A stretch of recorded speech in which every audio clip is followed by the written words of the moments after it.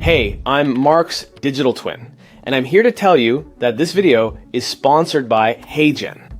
Now let me hand it over to the real Mark to show you why this matters for education. Real Mark here, and like my digital friend just succinctly, concisely, and handsomely just stated, in this video, I'll be walking through how you can create your own digital twin using HeyGen, and more importantly, why it really matters for the education space. Now, as an educator, I am a big fan of teaching, if it's not obvious already. And I don't see teaching at a nuanced level, teaching at an authentic level, going anywhere anytime soon. Where I see the value for something like a digital twin is for 101 concepts, meaning, let's say, for whatever reason, you like the way that I teach things. And let's say I didn't feel like covering what a language model is from scratch, or what a token means from scratch.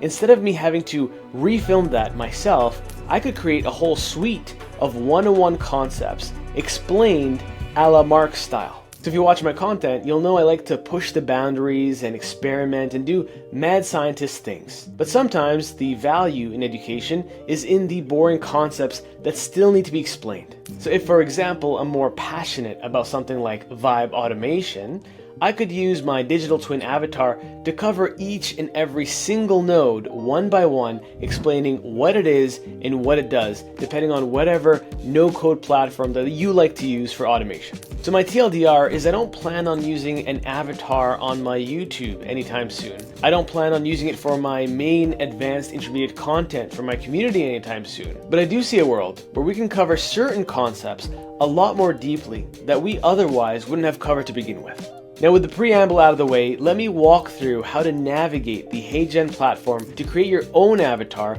and I'll show you some really cool samples of things I've put together where I can combine a PowerPoint that I generate using Gamma in combination with my digital avatar to have a superimposed version of me walking through a presentation. Right, if we navigate to HeyGen, the most important tab for you will be the avatar section right here. So when you click on the avatar section, you'll be asked whether or not you want to start from a video or whether you want to start from a photo. My recommendation from testing it out with myself and my team is starting from a video. Once you get here, you'll be greeted with this avatar walking you through step by step on the best practices. And if you click on Get Started down here, it'll tell you some additional information like choosing the right equipment. For myself, I found it useful to go into an actual paid studio because if I could replicate the experience in that studio, it syncs with the audio, it syncs with the background, things will just look a lot more polished. The more clutter and random stuff you have in the video that you end up recording, the more that will persist in any of the new generations that you create from there. In terms of the speaking naturally and clearly, the most important part of this is the 1 to 2 seconds between sentences. So when you say a sentence, you should wait a second before you go on to the next sentence. And this lets HeyGen basically understand and abstract the way you speak, the cadence you speak, so it's a lot more uniform, it's a lot more consistent. And when it comes to how you position yourself in the video, typically I would recommend starting out with sitting down, but you can do a walk and talk. The most important thing is whoever's holding the camera has to walk with you at a certain pace, a consistent pace, and you have to be able to walk while you talk, while you make those pauses along the way. And this is a very important toggle as to whether or not you want to enable something like gesture detection. Now again, if you watch my stuff, you'll know that sometimes I have to tie my hands together because I speak with my hands quite a bit. This can burn you when you're recording the video. So when you're recording your videos, it might make sense that you just hold your hands, sit up straight, and speak about whatever you want for 2 to 5 to 10 minutes straight if you can handle it, and basically take that as when recording, and then create another recording where you vary gestures, but you want to make sure that the gestures you're making are actually matching the words coming out of your mouth. If you're not clear on that, then I'll show you shortly. And then in the next section, you can do something like uploading actual footage. This is what I would recommend, or recording via webcam, less recommended, or recording via your phone. Obviously, if you upload footage, then you can really curate what the raw environment looks like, what the lens you're using on a camera looks like if you're using a camera, and I just found better results. Now in terms of myself, I paid to go to a local studio so I could just record myself yapping about absolute nonsense, holding my hands together, basically tying them together for 4 to 5 minutes to use that as the base for my digital avatar. And once you upload a video that fits between the 2 to 10 minute requirement, then you can do something like check off 4K resolution, but again, that would be a premium plan option. But I would recommend you click on remove background noise as well as AI background removal. Most of the time, assuming you don't have a messy background, you should be more than fine. Now, if you're doing this for the first time, you're going to have to create a brand new avatar.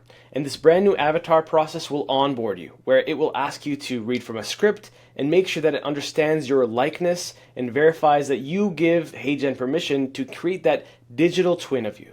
Now, I've already created mine right here, so I was able to just click on this, click on next, review, and then have it analyze the video. Now in this case, this is not the video we actually used. We used this footage here that we cut up from 50 minutes to around 3 to 4 minutes just to fit the size requirement and the goal of 5 to 10 minutes. Once your avatar is ready to go, you now have a series of options.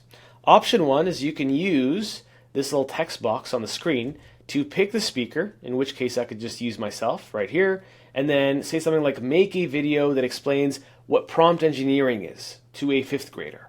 And then you can click on auto, you can make it 2-3 minutes, you can extend it, and you can make it either portrait or landscape. In addition to that, you can also use their templates library, where if you click on here, you can use this template or whatever your template is in HeyGen, and then apply it to any one of these following out-of-the-box templates, where you have a slide deck or similar behind you, and it's just a version of you superimposed on top of it. And if you want to basically adjust the theme of those templates, you can create your own brand kit that you can apply as well. Now, if you choose to generate videos with the video agent, all the assets will end up in the project section right here. So you can see right now, not too long ago, I created a video called How to Learn Gen AI, and this is a completely fake, fictitious, digital twin version of me for around 56 seconds. Now, if you remember, I alluded to being able to put my likeness on top of a PowerPoint and basically play and switch each slide of the PowerPoint along with whatever my digital avatar was saying. So how I did that is if you go into apps, you can see some quick apps you can use here on the Explore All Apps section, or you can just click on All Apps right here. Then once you do that, you'll see this section called PowerPoint to Video. And once you click on it, all you have to do is upload the slide deck, and after, you will try to synchronize the script along with the PowerPoint, along with the video to get something like this. Hey everyone, Mark Kashef here. Let's talk about something that's probably costing you way more time than you realize. So what is workflow automation? In plain English, what that means is creating a system where one thing happening, think of it like setting up dominoes. Now what you just watched was this section right here. But in addition to that, I had a few other videos, one of which where I spoke Korean, and another one where I talked about AI healing our future. And again, instead of just yapping about it, let me show you a snippet of each. Neither is perfect, but especially as this technology continues to progress, and especially if you have some form of distraction or combination where you have something moving on screen, some people will never notice that it's not a real version of you. Hey everyone, so here's something I see all the time. People download ChatGPT or Claude, use it once to write an email. 여러분, 제가 항상 보는 것 중 하나를 말씀드릴게요. 사람들은 챗GPT나 클라우드를 다운로드해서 한번 사용해 이메일을 쓰고는 last but not least, let's demo creating an actual short form piece of content using the video agent with our digital twin. To do that, all we have to do is click on Video Agent and then go on Speaker, and then I'll select this version of myself. I'll click on this, I'll make it 15 seconds, and I'll just say, make a funny joke about the AI space being a bubble. And then we'll send this over.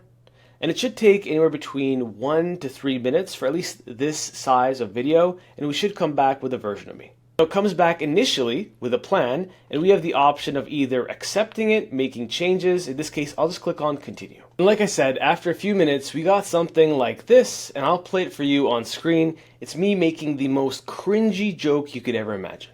You know, with all the talk about the AI space being a bubble, it reminds me of a classic tech joke. Why did the AI go broke? Because it ran out of cash. One last thing before we end off is talking about gestures, which I mentioned before. So the gestures that I'm doing on screen right now should ideally be very intentional. So in that recording I did in the studio, there was a portion where I was just sitting down, like I said, with my hands tied, and another portion where I tried to intentionally use gestures that went along with words. So let me try to find one for you right here. I think something like this. Yeah, so going from like A to B. Or another one, if we go to this one, talking about high to low, yeah, left to right. So being very intentional about it. So when you accompany the words with gestures, and we go back and we go to something like avatars, you'll see that this one right here, if you notice, says 8 gestures. So when we click on this, on the right hand side, you'll see the different gestures that HeyGen was able to detect. So if you click on OK, we should see the very pronounced OK that are recorded. If you see the rollback, you'll see myself referring to myself probably as crazy, which is accurate. And then when you see Shaka, I don't know if, oh, I did do that. And you have presenting, there we go. Then you have expanding over here. So having these and being able to have HeyGen label them gives you a cheat code to look a lot more authentic and genuine with the digital twin version of yourself. And with that, you have everything you need to now recreate yourself in a digital form to teach, to do video sales letters, whatever it is that you might dread getting behind a camera to record. This could be your cheat code to escape you from that chore. If you enjoyed this video, then please let me know down in the comments below. Otherwise, I'll see you in the next one.